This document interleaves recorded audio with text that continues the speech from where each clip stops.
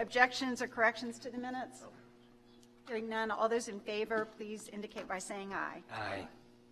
Motion passes, the minutes are adopted. In an unusual agenda today, we're going to move straight into the consideration of advisory opinions. We have 7 for today, and this is a little more complicated than usual because we received some late filed materials. So at this time, if there are any to be presented, handouts, I'd ask that those go ahead and be presented as we go through them. You don't have to wait for me. Just go ahead and present them, Millie. The first up is 2711. Will be presented by Mr. John Knight and is the requester for that opinion here. Hi. Would you please introduce yourself, even though I know you've been with us before? Thank you for being here. Mr. Knight. Good morning, Madam Chair, members of the Commission. This is the same opinion that was presented to you at last month's meeting, and at which time you had asked us to go back and redraft it to take into account the issues that we discussed last month. And what this opinion does, it looks to see whether there's a prohibited conflict of interest where a member of the City Council for the Consolidated Government of the City of Jacksonville owns a construction company that provides construction services to the school board. As the opinion states, we reviewed the facts looking at both 112.313.7a, which is the conflicting employment or contractual relationship statute, and we believe that there is no conflict of interest under either the first or the second part of that statute. We also reviewed the facts under the section 112.313.3, which is the doing business with one's agency prohibition, and again, based upon the facts as we have them here, since the City Council member is not purchasing services for his own agency, we do not believe that there is a conflict under the first part of that statute. The second part of that statute deals with a public officer selling goods or services to his governmental agency. In construing this statute, the Commission in the past has applied section 112.313 to permit a public officer to sell services to a government where the public officer is not responsible in any manner for the approval of or the giving of advice or recommendations regarding the contracts for those services. Those facts are present here, and therefore, under the circumstances presented, we deem it appropriate to apply section 112.316, where the council member has no public responsibilities regarding the business between his company and the school board. Therefore, we recommend finding that no prohibited conflict of interest exists under either section 112.313.7a or section 112.313.3. And we offer this draft opinion for your consideration. If you have any questions, I'd be happy to answer them. Thank you. Thank you for readdressing it. I know that's not always the easiest task when you get a discussion like ours and have to take it back and actually do the work. Thank you. Any questions for Mr. Knight from the Commission members? Hearing none. Mrs. Hodges, do you have any requests or comments? This time, do I hear a motion regarding the adoption of the draft opinion? Motion. It's been a motion to approve, and motion has been seconded to approve the draft opinion. Is there any discussion? Hearing none, all those in favor of the motion, please indicate by saying aye. Aye. Any opposed? The motion passes, and the opinion is finally adopted. Thank you again, Mr. Knight. Thank you, Ms. Hodges. The next item on the agenda is file number 2713. This one will be presented by Caroline Klenke. Is the requester for this one here? Seeing none, Ms. Klenke, if you would proceed. Thanks. Thank you. Caroline Klenke for Commission Legal Staff.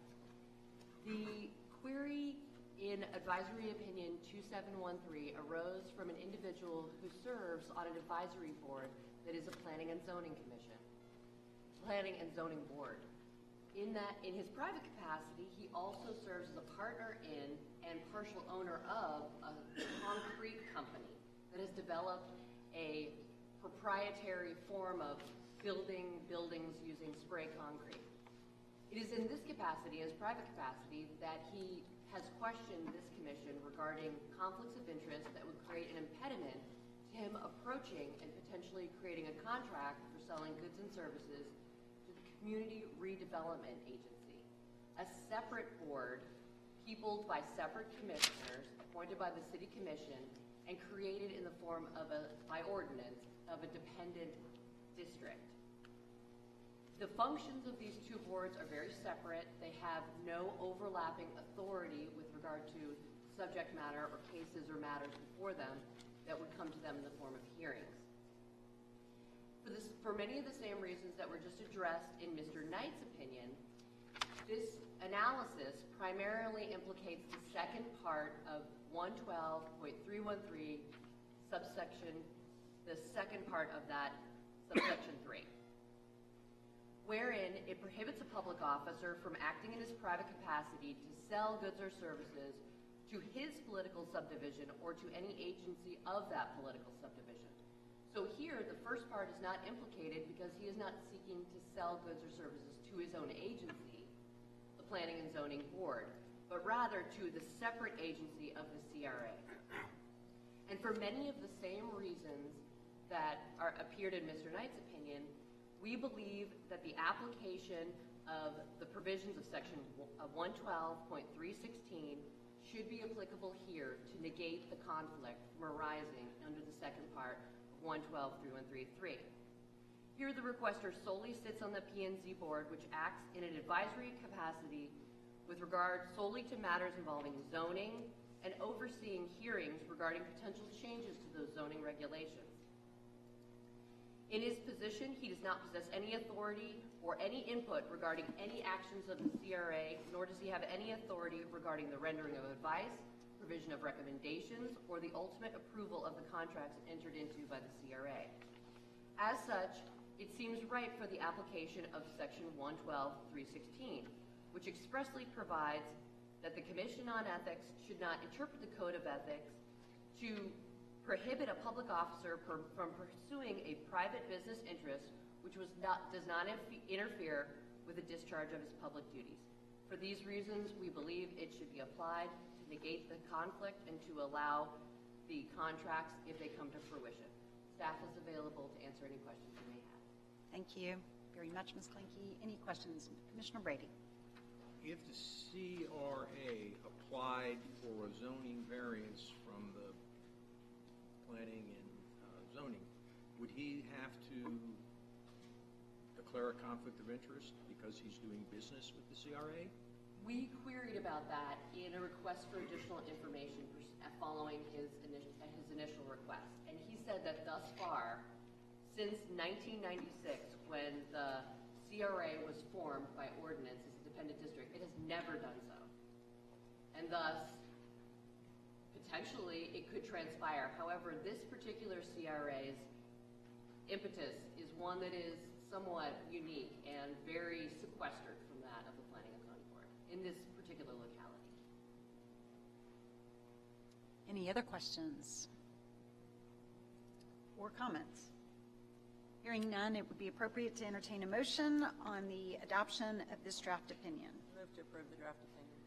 Is there a second? Second. It's been moved and seconded by both Commissioner Norris and Berger for the second to adopt the draft opinion. Is there any other discussion? Hearing none. All those in favor, please indicate by saying aye. Aye. Any opposed? The motion passes and the opinion is adopted. The next item on our agenda is file 2714, which will be presented by Mr. Gray Schaefer. I don't believe the requestor is here. A request to withdraw the opinion was emailed to the commission members on April 11th, but I'd still like Mr. Schaefer to address this. Thanks. Thank you, Chair Anchors. As you know, at this stage of the proceeding, you can withdraw an opinion if there is good cause shown. My recommendation here is that you find good cause and grant the request to withdraw the opinion.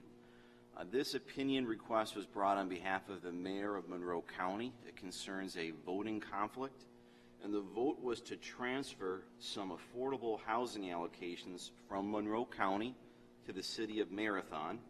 And the catch was that the mayor was planning to apply to the city of Marathon to obtain some of those housing allocations.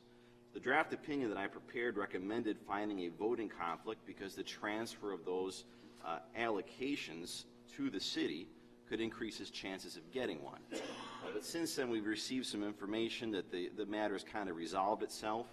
It appears that the vote to transfer the allocations from the county to the city is still pending, but the mayor applied to the city on his own independently and already received the allocations that he was hoping to get. So that means that he won't need any of the allocations that the county might decide to transfer to the city. Because of that, it looks like the situation has changed and the opinion is now moot. So I'm recommending that you grant the request to withdraw the opinion. Thank you, Mr. Schaefer. Any questions of Mr. Schaefer? Hearing none, I would entertain a motion to grant the request to withdraw the opinion. So moved. It's been moved by Commissioner Norris as second, Second. and it's been moved and seconded. All those, any discussion? All those in favor of the motion to withdraw the opinion request, please indicate by saying aye. Aye. Any opposed? The motion passes. The next file is 2715, which will be presented by Mr. Chris Anderson. Is the requester for that opinion here? Hi, would you? Thank you both for being here. This opinion, as the commission members know, was completed after the mail out and was emailed to you on April 11th. There was comment on the opinion that we received from the requester, and that is being passed out to you now. I'm going to just give everyone a few minutes to make sure that they've had an opportunity to review that, and if you'll just give me the nod when you're finished, then we'll proceed with the staff presentation.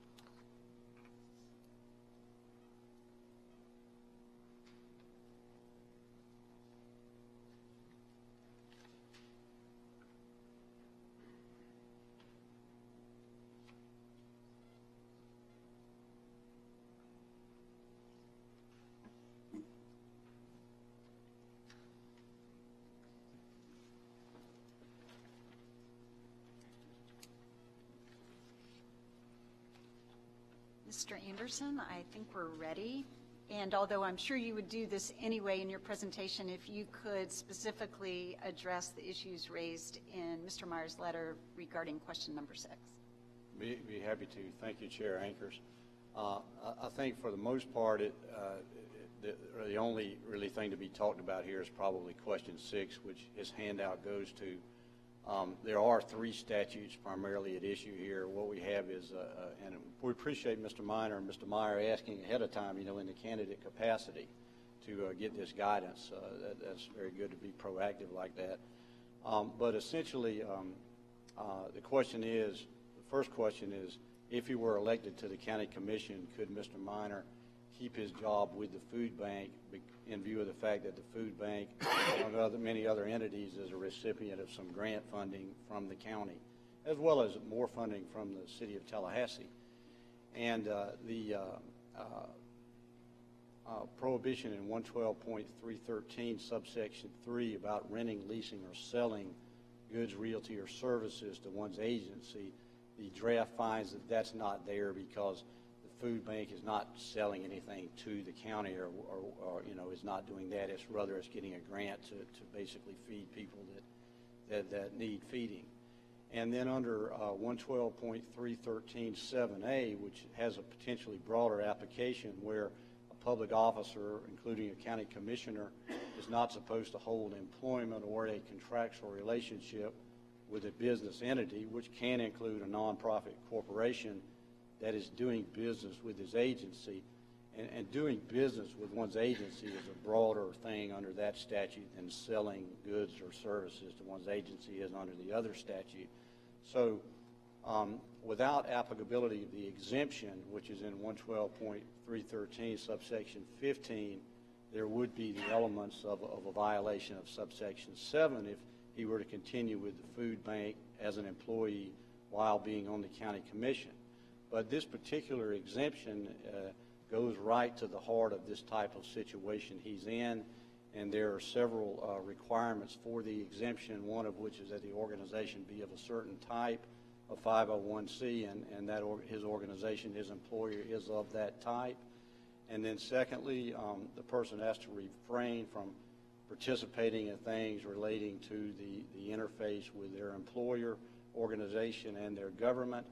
And then thirdly, they're not supposed to vote on any matter that affects their private employer.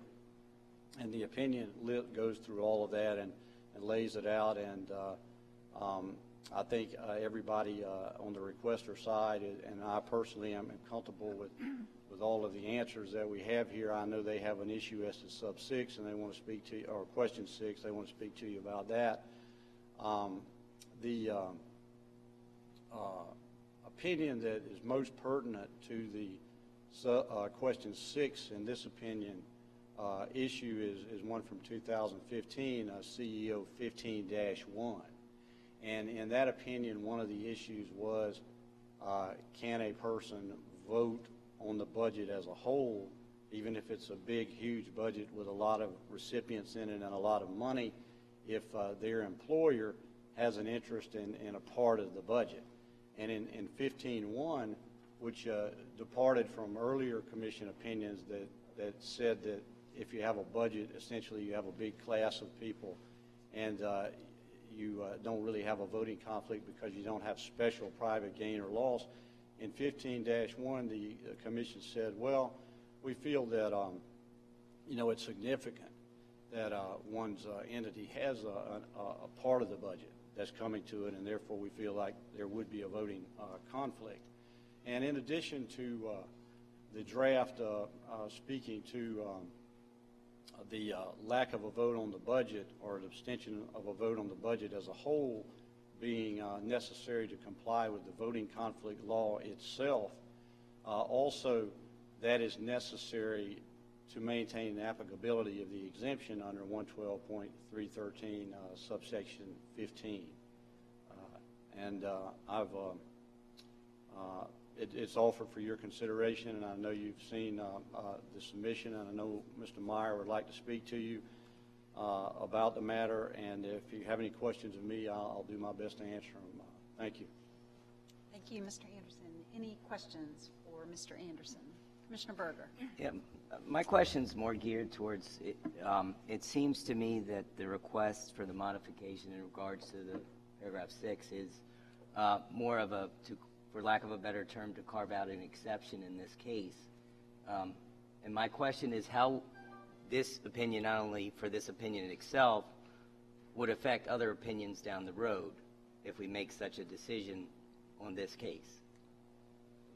Right, and I think everybody heard that Commissioner Berger was saying, you know, what would be the impact of this decision to others? And technically, this decision would only go to Mr. Minor in a hyper-technical sense, although opinions are decisions of this board, which are often looked to, you know, in the future for guidance, and they're not precedent in a real strict sense that a court case right on point would be precedent, for example, this court.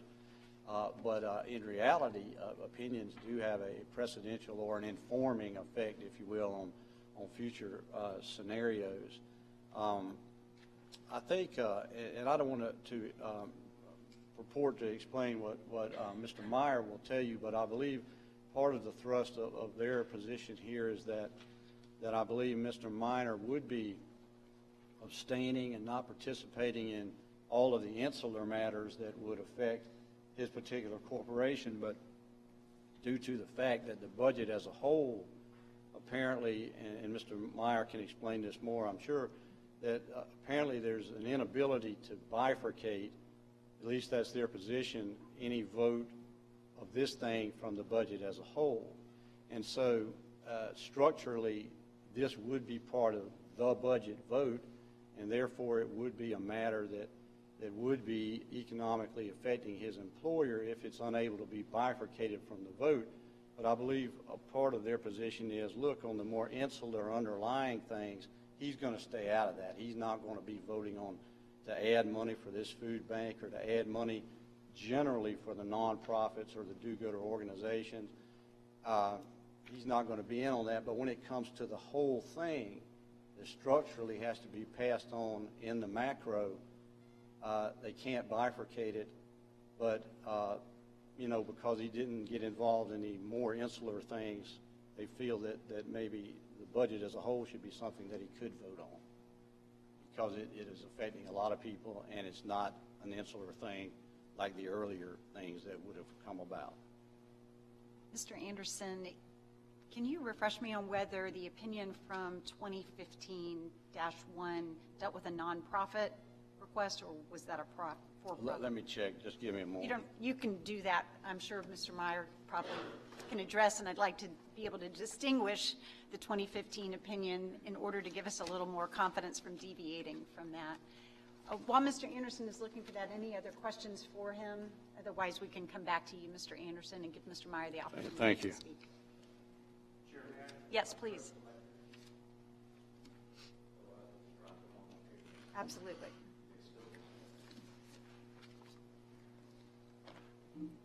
Thank you, Commissioners, for giving us an opportunity to speak with you about this important issue, important certainly for Rick Minor and for our citizens in Leon County should he be elected to the County Commission. We have no issue with any of the discussion in the advisory opinion, save and except question 6, and why we believe that section 6 should be altered, question 6, the response should be altered, is multifold. First of all, the way this grant works is the food bank requests money to be used to purchase food to give to needy families in our community. Under this proposal, should Mr. Minor be elected to the County Commission, he would have no participation in making that application. That application doesn't go to the County Commission. It goes to a Community Human Services partnership, which is a partnership between the county and the city, which takes into consideration all of the grant requests that fall under Human Services and makes allocations based upon what the County Commission budgets for these kinds of programs. Now, again, he would have no participation in that discussion before the Community Human Services partnership, nor would he take part, he would abstain from the county commission's determination to appropriate some sum of money to fulfill all of these grant applications. So he would have nothing to do with asking, nothing to do with screening, nothing to do with funding this proposal. He would be away from it. But as the budget process goes through, the community grants are a component of the funding that the county commission ultimately will vote on in its $270 million budget after public hearings, after notices, after all of the obligations that a county has in adopting a budget. We looked at, certainly, your opinion in 15-1, and we think that's distinguishable on these facts. That involved a Chamber of Commerce, which actually there was a line item appropriation in the particular, I believe it was a city, that funded the Chamber of Commerce by line item. That was in the budget. And what you said there, you said more than that, but the essence of what you said there was, why not just break that line item out, treat it separately, and vote on the rest of the budget over here, and you wouldn't have a voting conflict. And that was kind of the gist of what your opinion suggested. So we went to the county here to see if that's a possibility. And we were told by the county attorney, Herb Thiele, here in Tallahassee, in Leon County, Herb Thiele, that it's not possible for the county simply to break out a $31,000 non-line item, just an appropriation that's in the human services budget, that's in that line item, and vote on it separately. There is a county budget in the amount of $270 million, and that's what has to be noticed, hearings, go through the process. So our position really is simple. If elected, he will not participate in any aspect of the funding of the food bank for which he works, save and except when the ultimate budget gets approved here, $270 million, it will include a human services line item, and within that line item, the community partnership will have determined how much goes to this charity, that charity, the food bank, and others. Does it appear in the budget? It's not part of the discussion in the budget. If it were to become part of the discussion in the ultimate budget adoption, if that somehow became an issue when the ultimate budget was adopted, he would clearly abstain and not vote on it. But what we're asking is the opportunity for him to participate in approval of the budget. We think also that there's a legitimate pathway, not to make this an exception, Commissioner Berger, but to bring it within the law and within the opinion 15-1. In the exception, which Mr. Anderson referred to, one of the requirements is that the officer abstains from voting on any matter which may become before the agency involving the officer's employer, publicly states to the assembly the nature of the officer's interest in the matter from which he or she is abstaining, and files a written memorandum as provided in section 112.31.43, 112.3143, which is voting conflict section. So the exemption references the voting conflict section, and there you have the definition of what's a special gain or loss which drives a voting conflict. And it says that one of the things that should be determined in determining whether there's a special private gain or loss is the size of the class affected by the vote, the nature of the interest, the degree to which the interests of all members of the class are affected by the vote, the degree to which the officer or his relative receives a greater benefit or harm when compared to other members of the class. We submit to you, this is the codification of the notion that you, in many previous opinions, said is $31,000 ultimate grant compared to a $270 million budget that doesn't even specifically mention that grant is de minimis, it's insignificant, and it shouldn't be considered creating a special private gain or loss. So the exemption references back to that statute, and we think that's a legitimate argument to find a difference. There are other differences in the opinion. I think it's a critical difference that in 15-1, there was a specific line item in the budget, Chamber of Commerce funding. That's not the case here. That was the only time, as I understand it, that the city council in 15-1 would vote on that funding when they adopted the budget. So there are differences between 15-1. 15-1 is frankly a variance from what you in the past have opined, and we suggest to you just on these particular facts, where he's not participating in any manner in the processes leading up to the ultimate granting to the food bank to buy food for poor people, he should be able to vote on the absolute end of the process on the budget. Any questions for Mr. Meyer? Commissioner Rosenka? Mr. Meyer, the CHSP grants, I understand it's a bulk grant, but I know in our county, Brevard County, they still list each grant underneath that when they vote on the budget. So will that be the case here or not? It's my understanding it works backwards. The county says we're going to appropriate $1.2 million, and that's what the CHSP then goes ahead and makes a determination of who out of that allocation will get what. So it's not, the county's action is to dole out this much money available for granting. Okay, so it wouldn't have the food bank on the $270 million?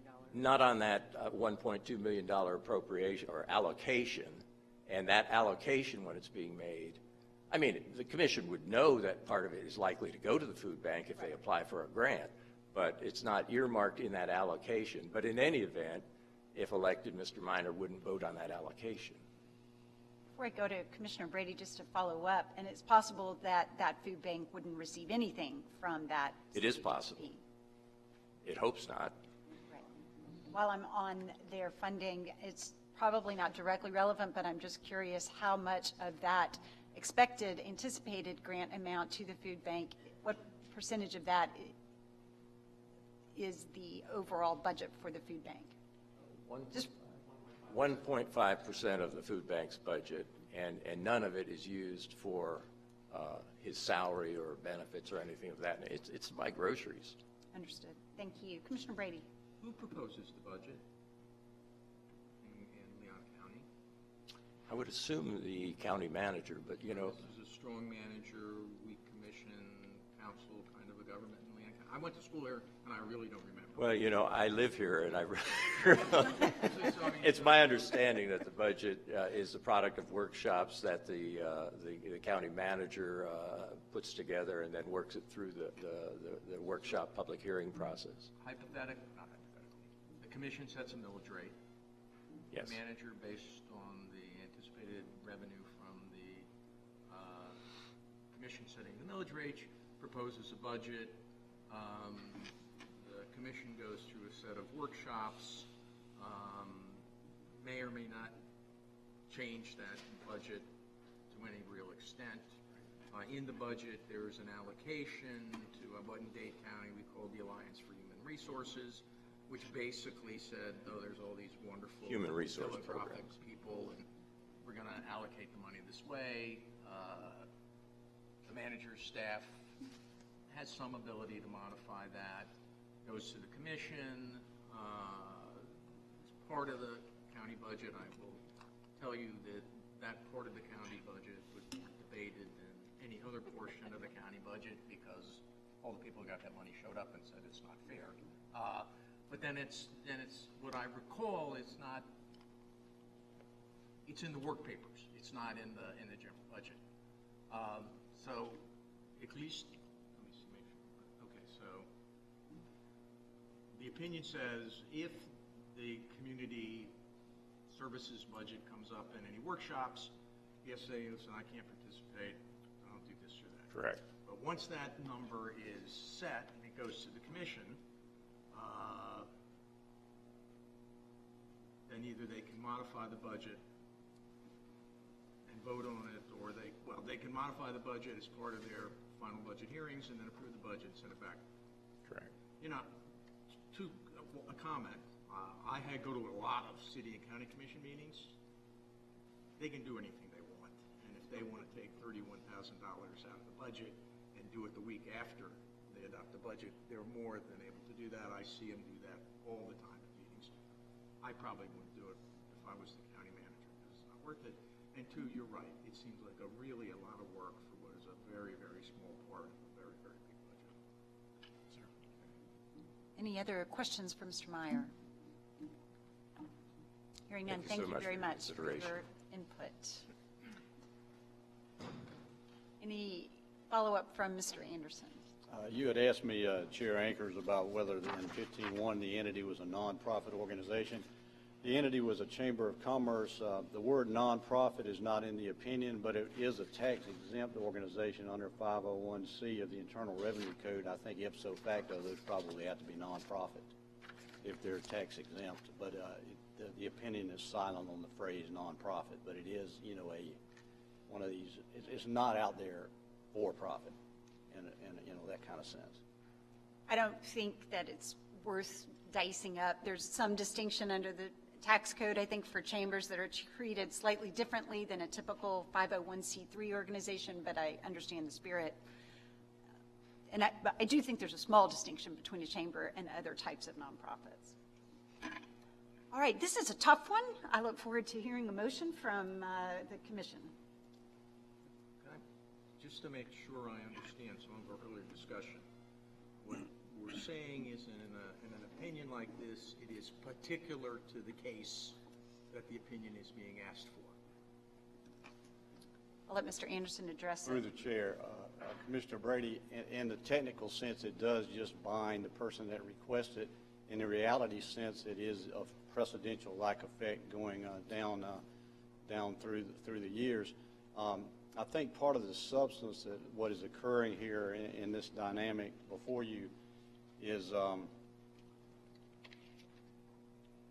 if you were to deviate from 15.1, the choices there would be to not deviate from 15.1 and stay strictly with it and say that because there is some effect of this measure on the organization, that for the person to maintain the exemption, they would have to not vote on the budget as a whole, even though this is a small part of it. If you were to say that the exemption can be maintained and that it's not a voting conflict to vote on the budget as a whole, essentially that would kind of be going back to the opinions prior to 15.1 that had talked about budgets as being sort of a size of the class analysis akin to a person voting on a rezoning of a 500-home neighborhood when they own one of the homes in the neighborhood. Here, you've got a big multi-million-dollar budget and a very small thing in it. Now, the reasoning of 15.1 is different from that, and it talks about the class being constituents or voters, and that those are the humans and they're the class, and that money or appropriations can't really be a class. A counter position to that would be, well, one's employer could be a class along with other employers or other recipients of funds, but I think if you were to deviate from 15.1 in this particular case, it could have some impact on down the line depending on the particulars of other people's situations. But again, in the hyper-technical sense, it only binds this one person. Mr. Anderson, before you sit down, I was here in 2015, you were here in 2015. Is it possible that when we adopted that 2015 opinion that deviated from our previous ones, do you think that if we were to revisit that today, we might treat that differently? Well, you know, I hate to use the term deviation. You can blame it all on me, too loosely there, but 15.1 might have been more of a clarification in the particular context of a budget than the earlier opinions were maybe that didn't deal with a budget. And the idea behind 15.1 is that even though it might be relatively a small part of the overall huge budget, it's very important to the entity that gets the money. And the reasoning in 15.1 is that there's a loss of objectivity as a voter when your organization is going to get money, even though it's a relatively small amount of money. Now, of course, the voting law has never read that votes that have any gain or any loss are prohibited. it's always had that term special, and the Ethics Commission for years had to construe what special meant in various contexts. Now, a few years ago, the legislature finally got around to codifying the definition of special private gain or loss, and when they did that, they adopted a lot of the reasoning that the Commission on Ethics had in its decisional history about the meaning of that term that until a few years ago had been undefined. But when you look at the definition statutorily that's now codified of special private gain or loss, it's quite lengthy, but essentially, if the measure voted on affects more than just the officer or just the officer's employer in a singular sense. And that, of course, would go to earlier things where, say, if there was a vote to include this food bank by itself, certainly that's special, from the argument that they have. Now, under the codified definition, when there's more than one entity or person affected, the Commission is to look at various factors to determine if there is a special gain or loss, like the size of the class affected by the vote, the nature of the interest involved, the degree to which the interest of all members of the class are affected by the vote, the degree to which the officer or his employer or principal receives greater benefit or harm compared to the other members of the class. And so, that is in the codification that is based on Commission decisions, but 15.1 is the latest iteration, or a fairly recent iteration of application of the law, and it is in the context of a budget vote as a whole. And if I'm not mistaken, I don't believe the earlier opinions that are cited in 15.1, I don't think they went to well, actually, there were budget decisions there were that were dealt with, and I think you could say 15.1 was not necessarily a new view, but it's the latest view, and it is out there, as the most recent iteration. Whether if that exact thing came up today, what you would do with it, I can't say, because this is before you, and that is not. Thank you, Mr. Anderson. Ms. Doss, do you have a response? I just wanted to reiterate that 15-1 was the Commission's recognition that just because you're lucky enough to be in a county or a community that has a really big budget, and what's going to you or your family or your employer is a relatively small part of that budget, should not be the determining factor of whether there's special private gain to your family. Clearly, if the budget is $10 million and Verlindia Doss gets $5,000, the fact that it's kind of a small thing buried in a big budget is irrelevant to the fact that the special private gain is there, and that was just what 15.1 was saying. I'd just like to say on that point, I think that there are other factors under the special gain or loss that would be more meaningful here to me than the amount of money, and that I would not want to use the amount of money as the reason or basis for having a special gain or loss analysis. I'd pick something different. Commissioner Brady. Ask Mr. Meyer. Yes. Mr. Meyer, would you mind returning? So, just to make this more confusing, so if in the event of the discussion of the final budget that your client is participating in, because it's not a big deal, and somebody says, by the way, I really don't think our allocation to human services is large enough or is appropriate enough, at that time he would then have to. Okay. Would you say that, Mr. Meyer, again? I didn't quite. He would abstain, because then it is, a vote he's being asked to take that has a particular impact. When you watch city or county commissions do stuff, sometimes the budget's a big deal and they spend a lot of time dealing with it, and sometimes they go, yeah, okay, fine, and move on.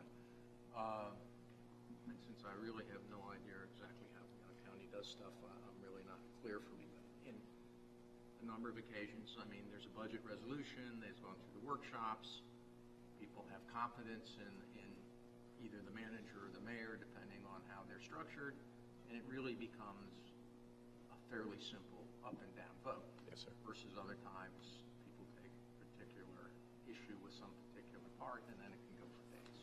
And I may have been able to state it more clearly, but it was the next last paragraph in my April 17th correspondence, which was passed out to you. It says, in the unlikely event that the funding of the food bank was ever to become an issue surrounding the adoption of the county's overall budget, in that instance, the requester might be required to abstain and declare a conflict. Madam Chair. Yes, Commissioner Carson. I just want to make sure I understand the order of these things happening. This Community Human Services Partnership understands that they are potentially going to get an allocation from the government, correct? Correct. And they vote and determine, okay, if we got 1.2 million, we would put these different things out, and we would propose doing 32,000 to this food bank. 30,000, but yes, sir. 30,000. And then, so that vote is that vote or that determination then binding on that partnership, presuming that the budget from the government comes through at 1.2 million? Could I ask Mr. Minor for a lifeline here? Because he better understands this process than I do. Yes. Good morning, Commissioners. Well, regarding the CHSP process within Leon County and the City of Tallahassee, there are 3 points at which the elected commissioners would vote on things directly or indirectly regarding the food bank's line item. At the very first step of this, the county commission votes on the overall amount of funding for the entire CHSP program. That's the $1.2 million. So the county would basically give the CHSP. I apologize. Can I interrupt you there? Because this is getting to the essence of my question. Yeah. So the commission votes on first how much money is going to that 1.2. Correct. The entire CHSP human services line item. And that would be something that, if elected, you would vote on. He would recuse himself from You that would under recuse his yourself opinion. from that vote. Okay. And then the CHSP staff, comprised of both city and county employees, would then select a group of citizens to essentially go through the different agencies. There are 10 categories within the CHSP umbrella.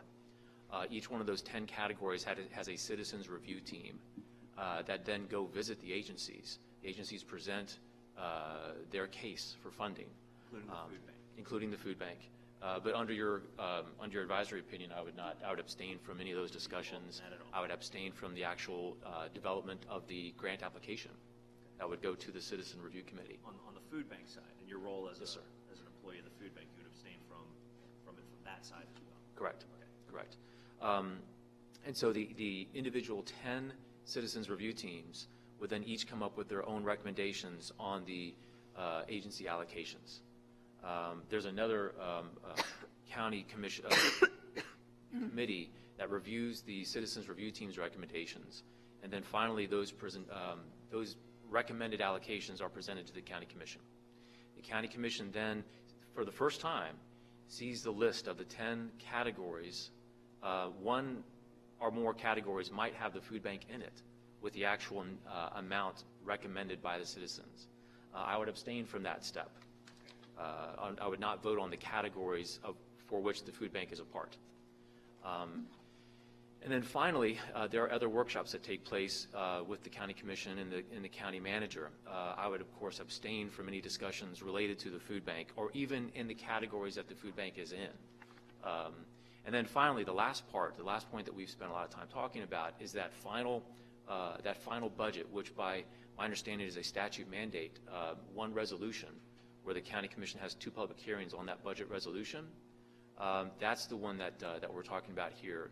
The budget resolution does not explicitly identify the food bank or any of the agency recipients of the CHSP funding. It's simply just the budget resolution for the entire overall budget. Through the chair. Yes.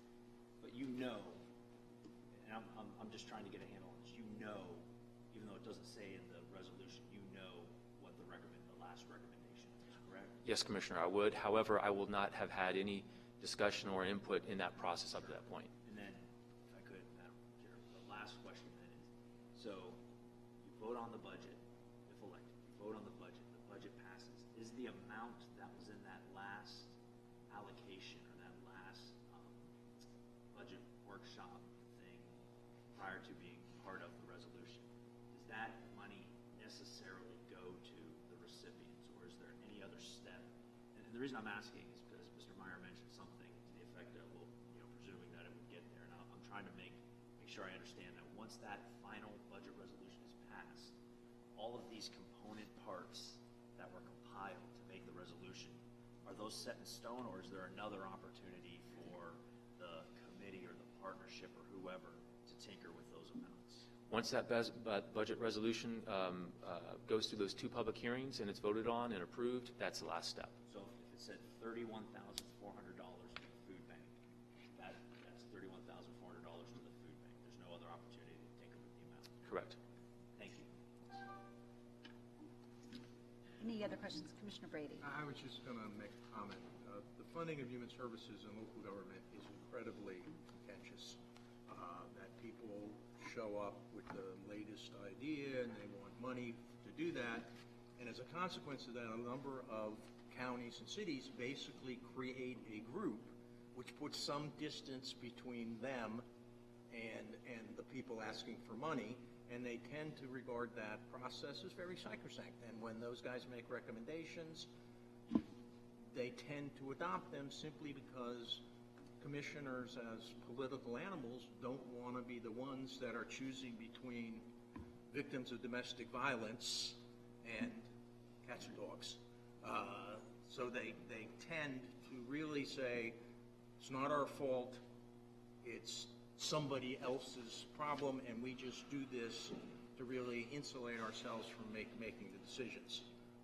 And it's very common. In Miami-Dade, what actually ended up happening was the guys who made the recommendations to the commission really caught so much flack on the basis of the recommendations that the county got rid of the whole process and went back to incredibly contentious 13 and 14-hour discussions about whether Alpha House deserved more money than Safe Step, and they're trying to go back and do it again. But I think it's very similar to what's described, and it's really how most places try to do it because it gets the commissioners out of the choosing their favorite agency and choosing their favorite cause. Commissioner Kuhn. You might have to speak directly in the microphone, Commissioner Kuhn. Maybe for Mr. Meyer, so he knows what's in the budget for the food bank, but if he's unhappy with the amount that's in for the food bank, still vote the budget down and have some influence? I don't want to answer for Mr. Meyer, but my understanding is that the time he votes for the budget, he's not going to know what the amount that might or might not be allocated. He does for sure. That's why when I asked that question before, I may have misunderstood that part. But either way, why don't one of you, Mr. Myers, answer the question? He would be aware at the final budget vote of all of the elements of the budget, including the human services grant, and I suppose if you wanted to drill down into it, how much budget. I'm glad you clarified that. Any other questions before we move to consideration of a motion? Just to share, if you concluded that the small proportion of the overall budget was really not a significant, I guess, gain, how would you just strike the answer to question 6, or would you have to redraft the opinion? I think that one will discuss that, and I have a feeling we're going to have to discuss how to do it, and that's always the hardest part of considering advisory opinions is that when we're not, if there is a modification to be made, we don't like to make it on the fly. So, Mr. Meyer, I would ask that you consider, as you're sitting there, what you would say in response to question 6. I saw in your response that you would like a clarification, but in our opinion, we would actually want to script the basis for a different response than what we have there. So that would be useful if you have time to scribble that. We may or may not consider it, but might be helpful. But yes, we have to ultimately make some modification, and we typically come back to do that. Am I right? Commissioner Rosenka. What is the statutory number for the definition of special gain? It's in 112.3143, parentheses 1, parentheses little d. D is in dog. Right. Through the chair. Thank you.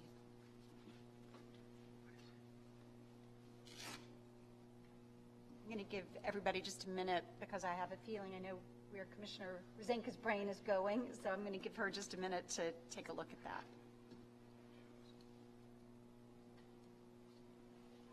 You're better than I am because I don't know where my brain is. I went to law school with her, so I know she knows something.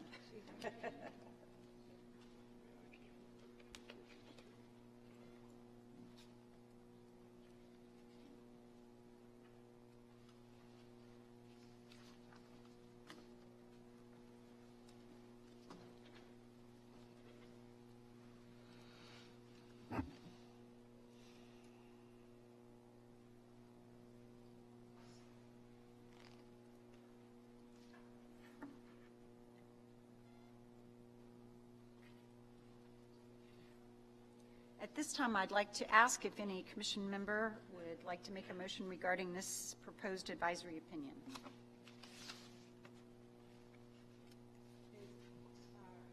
Are we saying that the way it's written, like we're reading that question 6 is a conflict?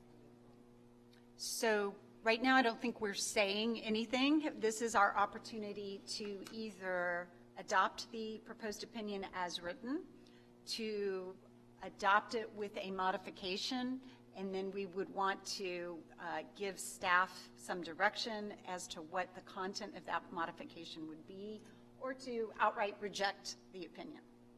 I think those are our options. Yes.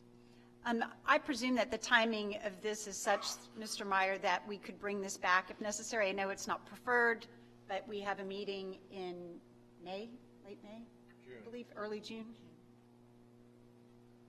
Obviously, we would like to see it answered as soon as possible, but we'd also like to get the answer we'd like. So Understood. I think the motto of the Florida Supreme Court is, it's in Latin, but in English, it's soon enough if correct. And I think that's your motto here today. Commissioner Berger. I'll make the motion. I'll say this before I make the motion. There's been really good and compelling and strong argument by both sides in the preparation on the facts and the law. I was very impressed by both sides, but I've heard both sides, and my motion would be to approve the opinion as drafted. Second. It's been moved and seconded to approve the opinion as drafted. Is there discussion? Madam Chairman. Commissioner Norris. My thoughts on this is that we seem to be sort of flying our commission plane at the level of the treetops right now. And I'd like to see us lift it up to about 10 or 20 or 30,000 feet and look at a little bit of a bigger picture. This is an advisory opinion, and in general, so we've got an advisory opinion by a person that is a candidate for a public office that doesn't exactly yet hold that public office. And I would hate to see this commission fall into a trap of making advisory opinions a situation of be careful what you ask for. Because you might not like what you get. Because there has been no vote to come before this not yet public official where we know exactly what the facts are to determine that this not yet public official has made a vote that created a conflict of interest or failed to recuse in a conflict of interest situation or do anything that really violates the code of ethics.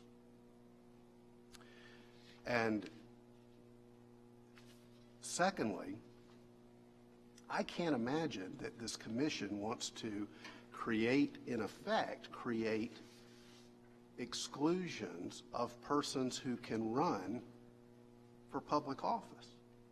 Because it seems to me, again, looking at the big picture, what we're sort of saying is, well, if you want to run for the city council or the city commission or the county commission or something like that, what we need is some blob that's living in a vacuum out there in life that has no interest, that has no employment, that has no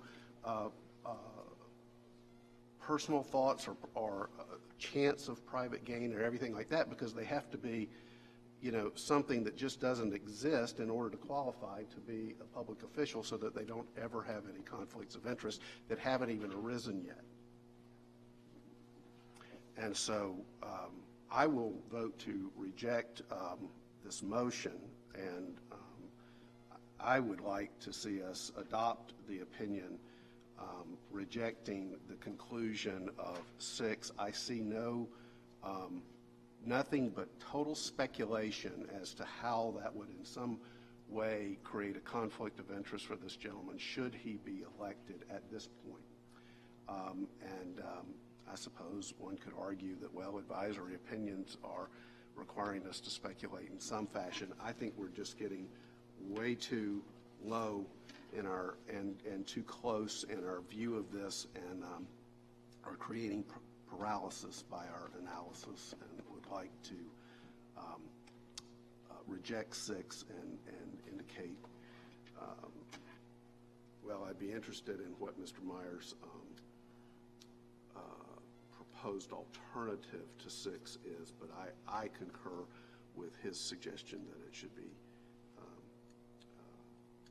answered that it is not a conflict. Thank you, Commissioner Norris. Other comments? Debate. Commissioner Carson. Thank you, Madam Chair. Briefly, I think I'm inclined to agree with Commissioner Norris in nearly everything he said. Nearly? I know you well enough to know I should include that. Everybody needs qualifiers. And I think my main concern is an offshoot of what he said, though, which is this is, and it was the difficulty I had understanding how this would work. The gentleman's a candidate, and so I guess based on what we've learned today, based on our questions and answers, and based on what's been presented to the commission staff, it's been incorporated into the draft proposed advisory opinion and the letter from Mr. Meyer. I'm like, in this particular situation, I think I agree with Commissioner Norris. Do we want to say anybody that has any remote possible gain shouldn't be able to be a commissioner? Because let's face it, one of the most important things, in my opinion, one of the most important things the commissioner does is vote on the budget. So at the same time, I am concerned that if, for whatever reason, the actual process as it plays out again, should Mr. Minor be elected, were to change, I would be concerned that any opinion that had question 6 being answered in the negative would be moved around as a get out of jail free card. I think there's plenty of opportunity for conflict to come up, and so I guess my only concern I wanted to express is that if the commission were to go down the path of changing the proposed response to number 6 to answer it in the negative, that I don't want to direct this at Mr. Minor, but this is a potential minefield, I think, for anyone who's, as Commissioner Norris said, not a blob, anyone who's involved in their community and serves on a commission, to be very careful of those lines getting crossed. So I'm inclined to vote no on this motion and potentially seek to change number 6. Thank you, Commissioner Carson. Commissioner Rosenka. My concern with 6 is it is speculative. However, as it was defined to me, he is voting on what he knows to be, if you were elected, to be a certain line item amount going to his principal. And under the statute, to me, it clearly falls in special gain or loss. And also, I also believe at any given time, that amount could be changed during the budget process. I think there's too much unknown to lead us to the conclusion of 6. But as reported today, I think it clearly is correct. I'm not, and I think we see this all the time in this commission, where people are contractors and they want to sit on the P&Z board, but they can't because that's their profession, because they have too many conflicts. And I don't agree that this is a fair result, but I think it is the legal result based upon what I've heard today. Now, we could take out 6 and move forward with the rest of it, but I don't think we know enough to address 6 properly. Thank you, You're Commissioner. saying speculation. Thank you, Commissioner Rosanka. Yeah, Commissioner Berger. I agree with Commissioner Rosanka in regards to the special gain or loss, and that's really where I'm coming from. I'm not coming from how much the monetary amount, which was brought up during the discussion. When I hear the discussion from Commissioner Norris and Commissioner Carson, it raises the thought in my brain, well, is this decision premature? Is that where we're heading? That, you know, but it's an advisory opinion. Someone's asking for an opinion in advance where it hasn't actually happened. No one's voting on anything in advance, and that's kind of what advisory opinions do. So, you know, again, yeah, everybody's got a different opinion on this board. It's a hotly contested issue, and there's been great argument presented by both sides. So I hang my hat on the gain or loss aspect of it.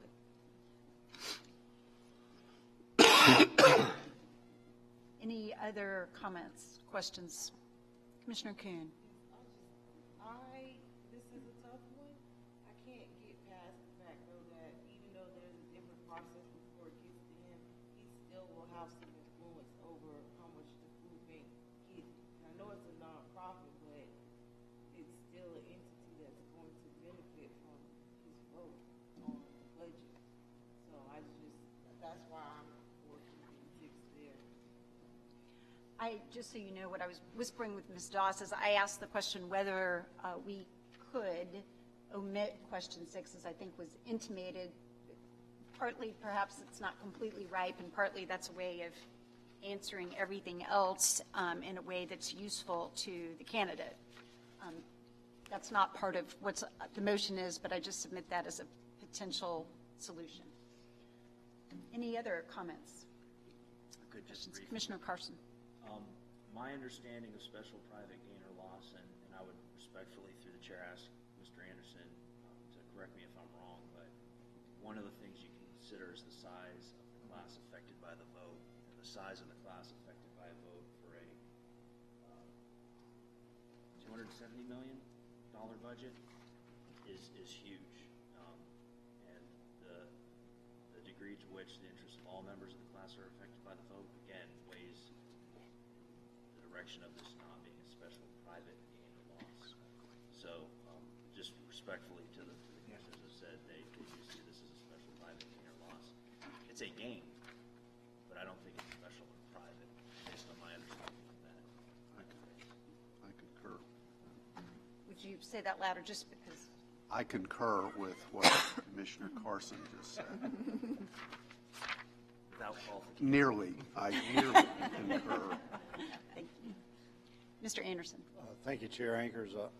I don't think you're wrong there, Commissioner Carson. I think that you have the statutory definition of special private gain or loss, which does involve the size of the class. But in 15-1, there was a discussion as to what you could consider a class to be. And in that particular opinion, which kind of deviated somewhat from the earlier ones, but in 15-1, there is the articulation that class in the context of a budget is constituents as a whole in the community and not necessarily recipients of grant money, however how numerous they might be. Thank you. Mr. Anderson, before you sit down, Commissioner Norris has a question. Just in the footnote on the opinion with regard to restating the questions and such, was 6 exactly as it was presented by the inquiring party? Through the chair, if I'm not mistaken, I think there was a direct question, and correct me, Mr. Meyer, if I'm wrong, about voting on the budget as a whole. I believe that was simply stated, and I believe that was the way it was in the inquiry. I don't think we had to rehash that. And that's why I matter to me one way or the other. I was just interested because of the footnote referencing the change around of some of the questions. Right. Through the chair, what we did is we had to rephrase it a little bit, but there was never any intent to make that substantively different. That is what it is. Right. Thank you, Mr. Anderson. Any other comments, questions, debate? Commissioner Kuhn. Could private gain could salary be considered private gain? And could the allocation of those funds be used to pay civil that's Once again, I think I have an answer, but I've since learned I should just not answer it, and I'll defer to the lawyer. Thank you, Chair Anchors.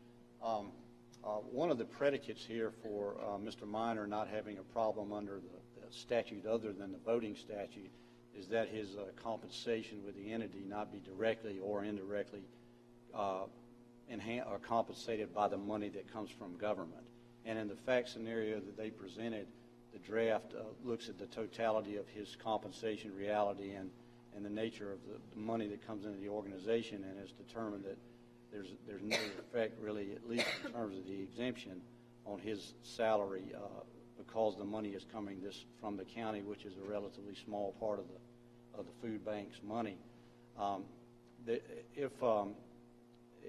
Another way of putting that is that there's no vote of the county commission that I can see that is going to address whether county money is going to go in his pocket.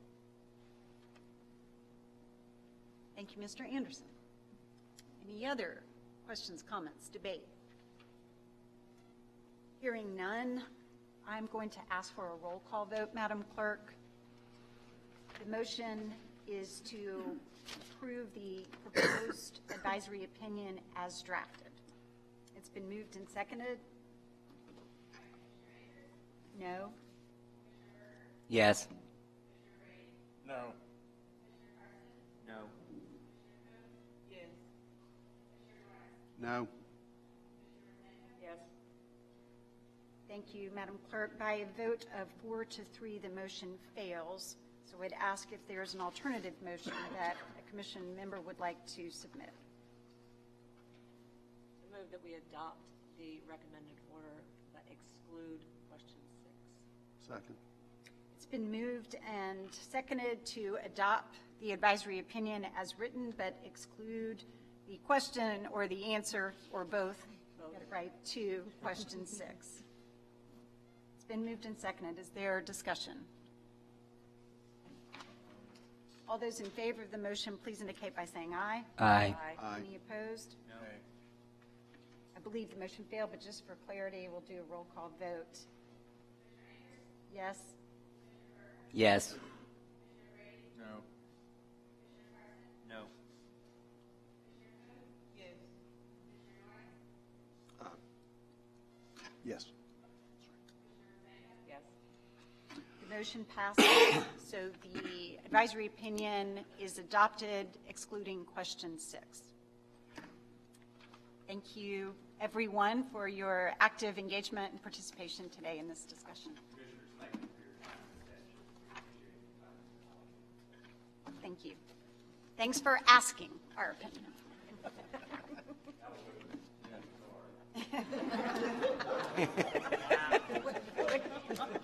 I wish that would be the first time. Thank you, commissioners, for your engagement in that issue. We'll move on because I believe we can complete at least the primary part of the public session today in a reasonable time. Next on our agenda is file 2716, which will be presented by Betsy Daly. Is the requestor for that opinion here? Beth Walker, thank you for being here, Ms. Walker. Did you guys just get a handout? Is there a? It's coming. Commissioner Brady was hoarding the handouts. That's right. Everybody else got theirs on that end? Yes, thank you. let us just take one moment to review this to make sure everybody has this info.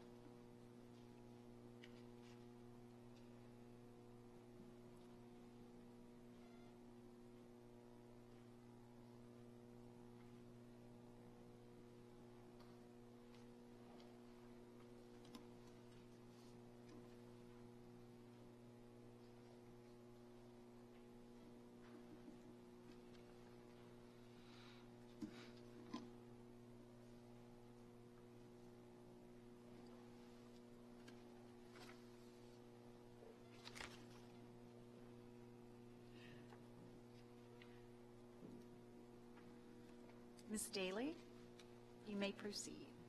Thank you. This opinion was requested by Ms. Walker. She is a former employee of the Department of Economic Opportunity, that is DEO, and it concerns her potential business activities after leaving public employment. The comment that you have before you is simply request the addition of the word amendment on page 4 of the opinion. This just clarifies her facts as to her proposed activities, and with your approval, I will be glad to make this very minor change in the final opinion, just to state these proposed activities include drafting and monitoring agreements and amendments. The addition of these 2 words is not going to affect the opinion result at all. Ms. Walker now represents a local government entity receiving state funds transmitted through DEO as part of a line item legislative appropriation. That's a grant required to be spent on a specific local project. She would like to assist this client with required submissions of documents to DEO related to this local project.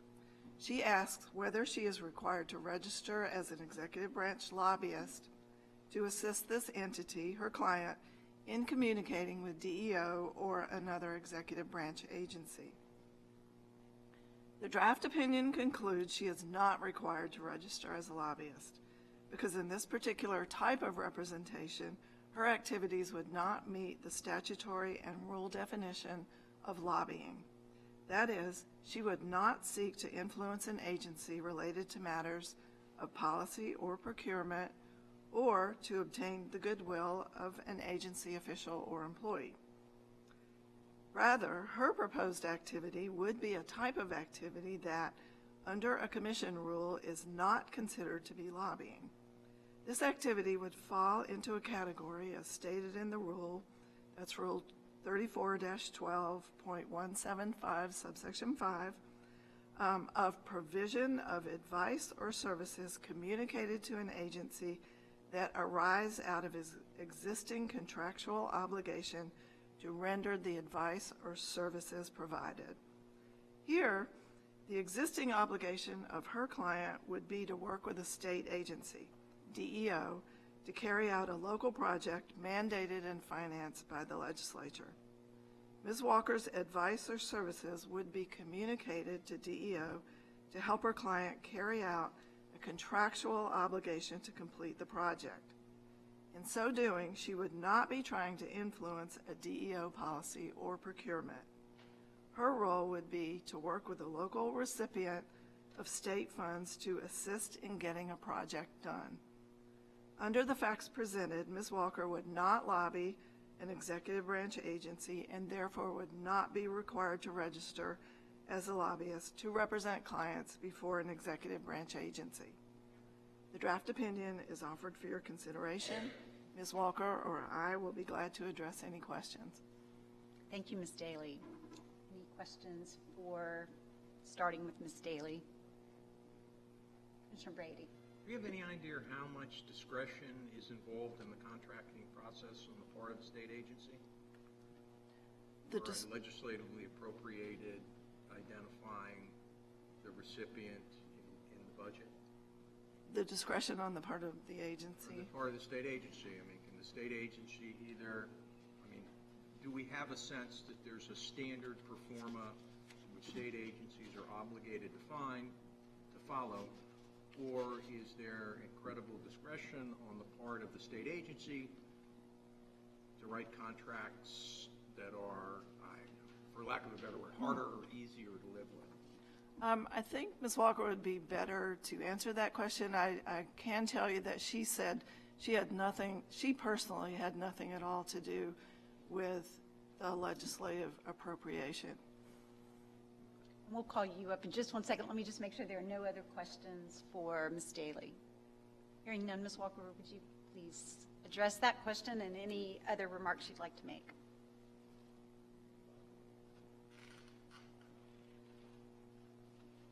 Madam Chair? The answer is forgive me, I'm a little bit nervous. There's been a lobbyist or somebody that has gone before the legislature to get a project for a specific community, or a private entity can even be.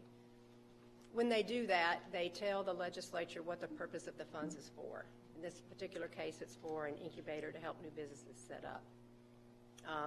There are other cases that were to build facilities, like in the case of the Rowing Center.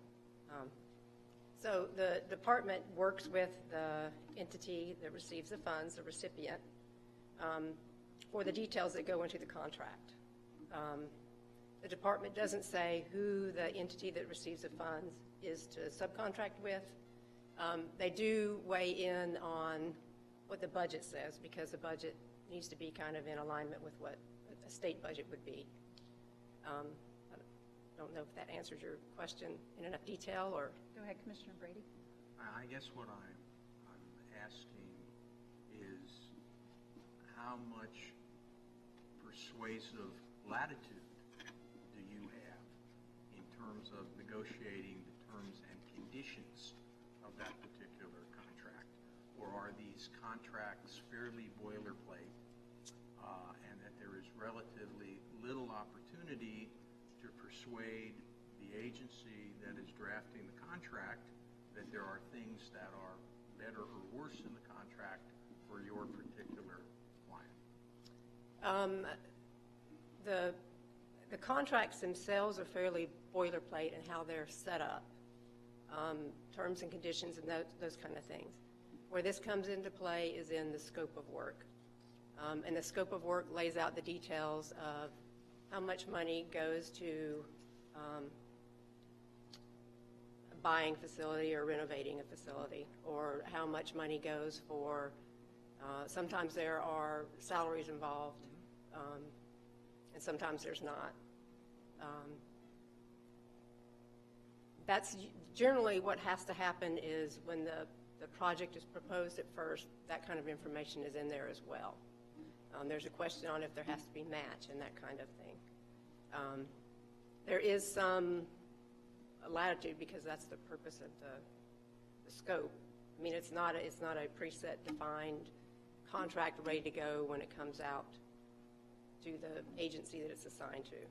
And that's another part of this is it's not the agency that's requesting this at all. It's a local government or a private entity, and they say which agency they think it fits best under. Thank you, Ms. Walker. Any other questions for her? Thank you for being with us.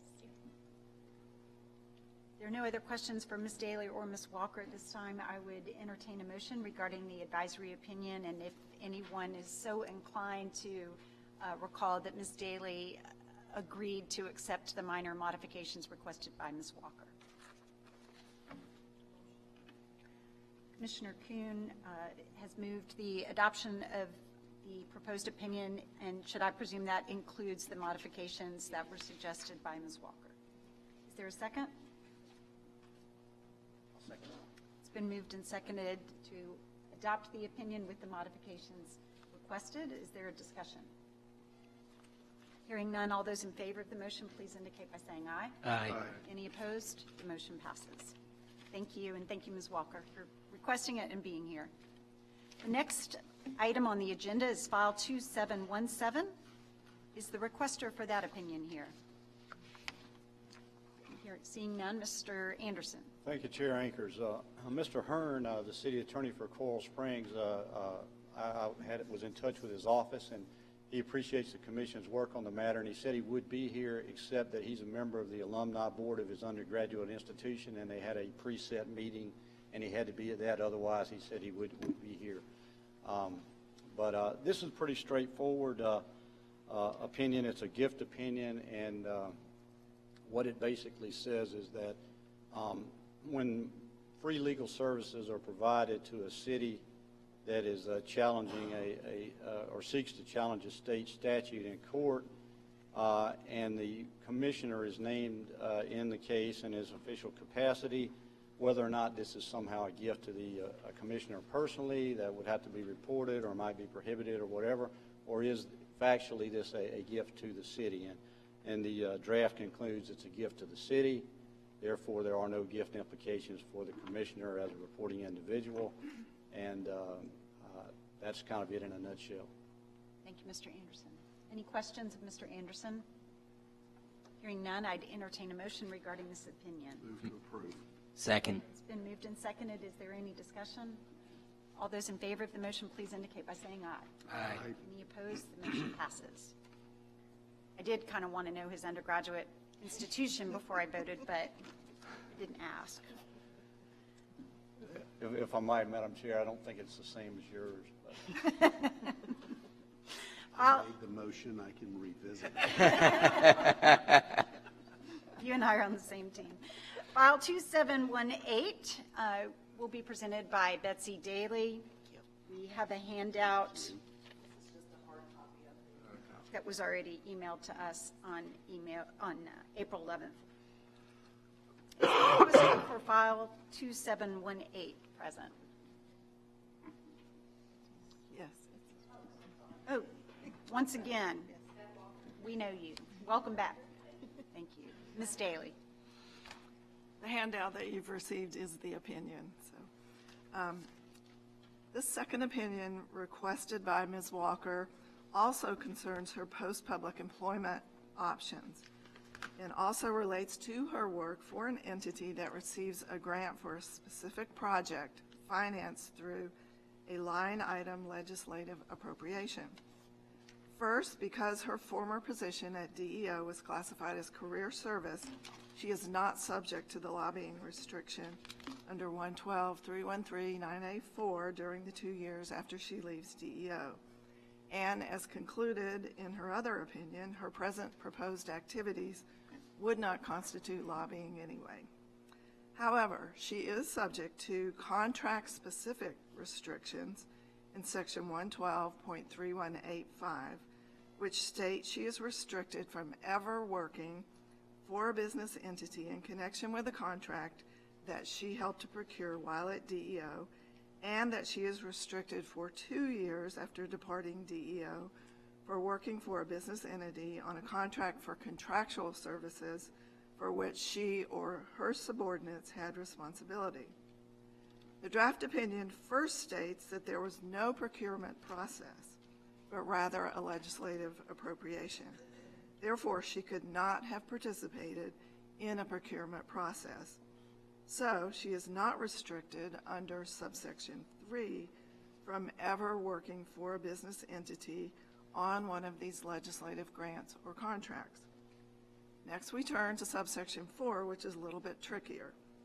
The draft opinion states that the general proposition that she is restricted during the 2 years after leaving DEO from working for a business entity, including her own LLC, in connection with a contract for contractual services that was within her responsibility while at DEO.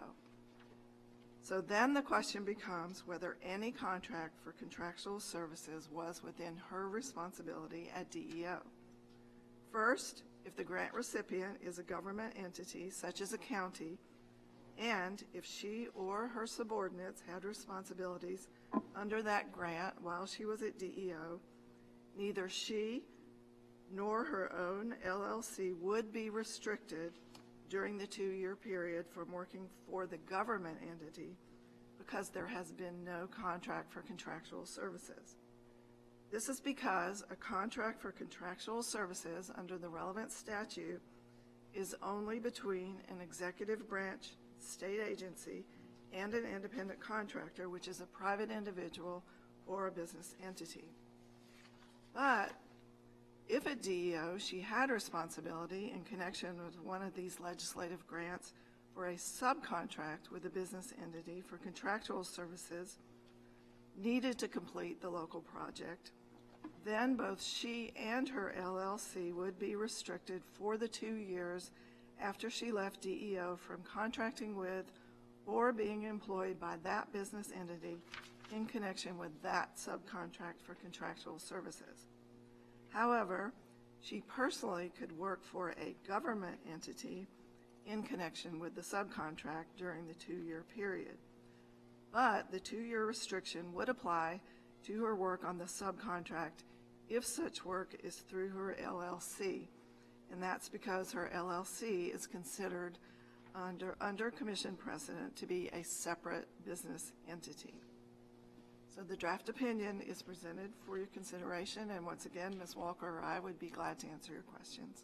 Thank you, Ms. Daly. Ms. Walker, do you have any remarks on this one? Yeah, if you don't mind coming up just so we can all hear you.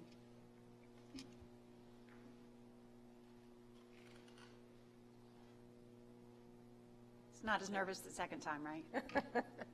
And this is just for my clarification, because I think it's probably pretty clear in the way that the opinion is drafted. But I wanted to just make sure it's the part that my company is restricted from is specifically in the subcontracting portion. It's not the direct contract. I do have a direct contract right now. Well, that would also be restricted, but that was not exactly what you were asking about. But, you know, you could not work for a business entity or you or your company, only for a government Oh, I'm entity. sorry. I didn't say that correctly. Yes, I understand, because I did have some contracts with private entities, and so I would not be able to work with them, and I understand that. I'm just talking about the very last part of the opinion. Those restrictions apply only to subcontracts. It looks pretty clear to me, but I just wanted to make sure for.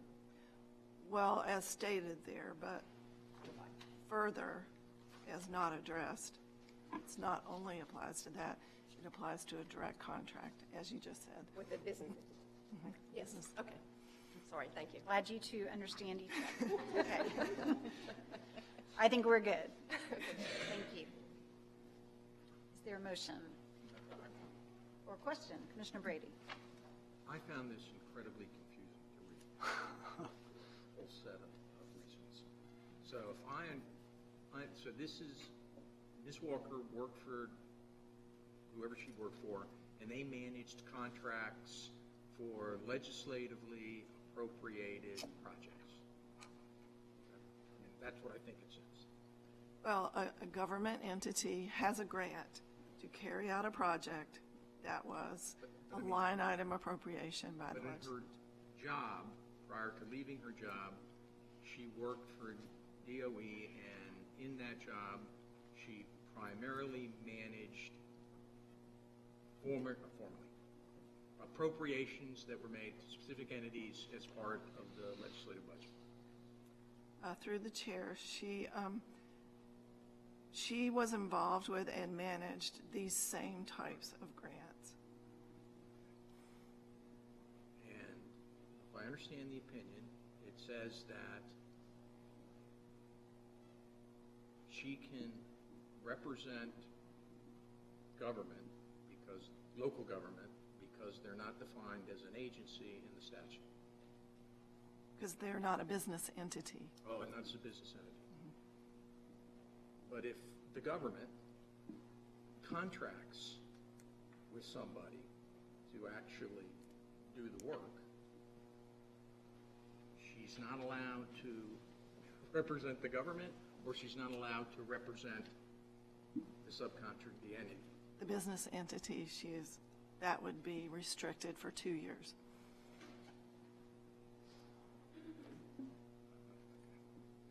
It's a division that, to be candid, baffles me because in all truth and honesty, my guess is 95% of the contracts that are made to government are subcontracted to private individuals to do.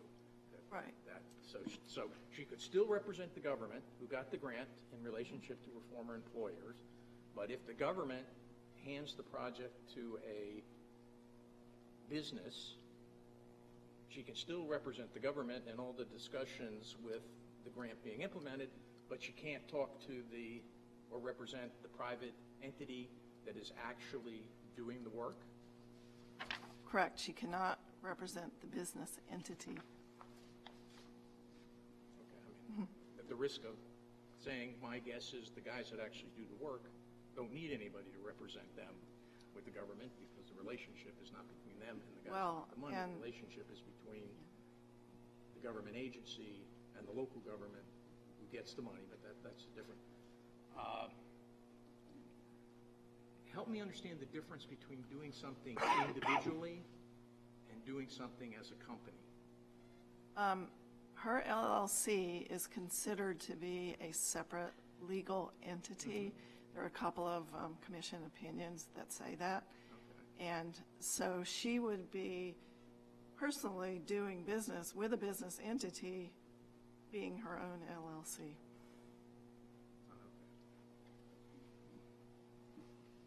Any other questions or comments?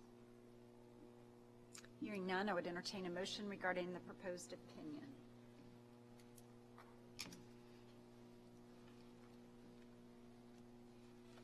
Move to approve. Second. It's been moved and seconded to approve the opinion. Is there any other discussion? Hearing none, all those in favor of the motion, please indicate by saying aye. Aye. Any opposed? The motion, there was a slight nay from Commissioner Brady. The motion passes. This time we'll move on to item 5 on the agenda, consideration of financial disclosure appeals. First, we will take up the appeal for which the appellant has requested a hearing. Then we will consider the other appeals. Is there anyone present who's requested a hearing before the commission on a financial disclosure appeal? Seeing none, then I would ask Mr. Knight if you would like to present this.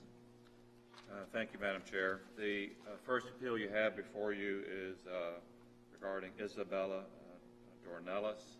Ms. Dornelis at one point had been an employee of the Florida Senate, and she was employed through the year 2016. Therefore, she was required to file a CE Form 1 for the year 2016.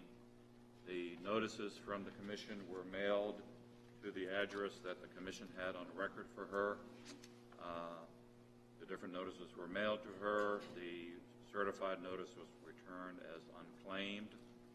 And then eventually it was discovered that she had moved from those addresses. She was no longer living there. When she filed her appeal, she submitted an affidavit from a gentleman that attested to the fact that she had lived at his address during a period of time, and then she also submitted a lease for an apartment in Washington, D.C. that showed that she was living in Washington, D.C. after that point. So basically she did not receive any of the notices that were mailed to her, so therefore that constitutes unusual circumstances justifying waiving the fine, and therefore this draft order recommends waiving the $1,500 fine that was assessed against her. Thank you, Mr. Knight. Any questions, Mr. Knight? Hearing none, I would entertain a motion regarding this appeal and this recommended final order, proposed final order. Motion. Move to approve the final order. It's been moved and seconded to approve the recommended, or as I keep saying that, proposed final order. Any discussion? All those in favor, please indicate by saying aye. Aye. Any opposed? The motion passes. The next group of appeals on your agenda, items 1 through 9, is there anyone who wishes to take one of these separately? Seeing none, I would entertain a motion to adopt the rest of the appeals as written. Motion. Is there a second? Second. It's been moved, yep, I'm sorry. I'm sorry, I'm here for one of those appeals, I believe, 18003. I don't have that on my agenda. That's not in public session, I believe. You'll be next. No, that's all right. It's been moved and seconded to approve the proposed orders with respect to items 1 through 9, in which a hearing has not been requested. Any discussion? All those in favor, please indicate by saying aye. Aye. Any opposed? The motion passes. At this time, I'd like to turn over the meeting to our chair, Valindia Doss. I appreciate the promotion to chair. Did I call that? Did I call you that? And I'm not, Well, I'm not giving it back. Sorry. I would say It's those University of Florida guys. The- They just, you know. the pay, But wait, you get the yes, pay that comes yes, with it. speaking We'll of the just pay, switch. I might have to reconsider. Thank you, Chair Ankers. With respect to the Executive Director's report, there's a couple new things in the litigation. I sent you a copy of the Robinson versus Commission on Ethics order. It was sent back for remand to the agency. The first DCA upheld the violation on the misuse of position and reversed on the subsection 16 allegation, and it was coming back for remand. Mr. Robinson has moved for rehearing before the full first DCA, and also has moved for certification to the Florida Supreme Court. So there'll probably be some more litigating before it comes back to you all. In addition, we have a petition for writ of mandamus in the Second Judicial Circuit that I forgot to put on the report. This is a prison inmate who is trying to require us to investigate matters outside the statute of limitations and based on correspondence and not a completed complaint form as required by statute. So that's pending in the Second Circuit. Ms. Doss, before you go on to your next item, while you mentioned those appeals, I would just encourage the commission members, if you haven't already had a chance to do so, to read those appellate opinions, because if nothing else, it will remind you that what you say in these meetings matters and may come back to visit you.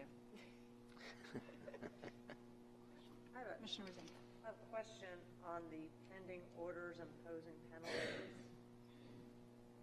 I know you have checked with the governor's office on these lobbying firm audits. Will they, when Governor Scott goes out of office, if they still sit there, does that roll to the new governor? It does. I assumed as much. And just for all of your information, I sent an email to Governor Scott's general counsel within the last 2 weeks, reminding them of all these pending cases. Go ahead. I'm sorry. Then just a little brief CRC report. It has finished its work with respect to our proposal, at least. I think it might have finished its work completely. The language that I emailed you in my written report was ultimately removed, and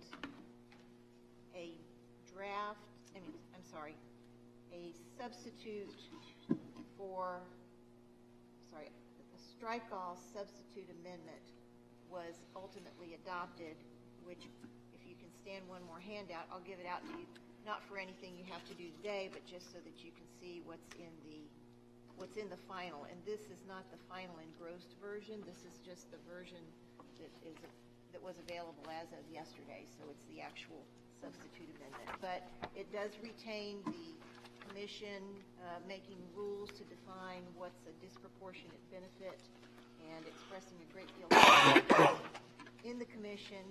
Along those lines, I just can't help myself. I have to read to you a very flattering comment that was made about this commission by one of the CRC members who used to serve on this commission, Frank Kruppenbacher. And his quote is, "I can tell you from firsthand, I would put our Ethics Commission staff above any ethics commission in this country. That group takes its job professionally, exceedingly serious. It works very closely with the professionals at the Attorney General's office hand in hand in that process, and they don't go to extremes.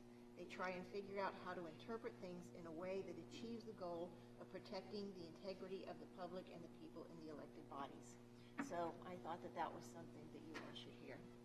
We already knew it, but thanks. Second. Well, it's better when it comes from It someone is. other than me all the time. It is, but So, and that concludes my report. Thank you. any other business to come before the commission in public session? Hearing none, I would entertain a motion that we adjourn. And it's been made and seconded, whether I heard it or not. We're adjourned.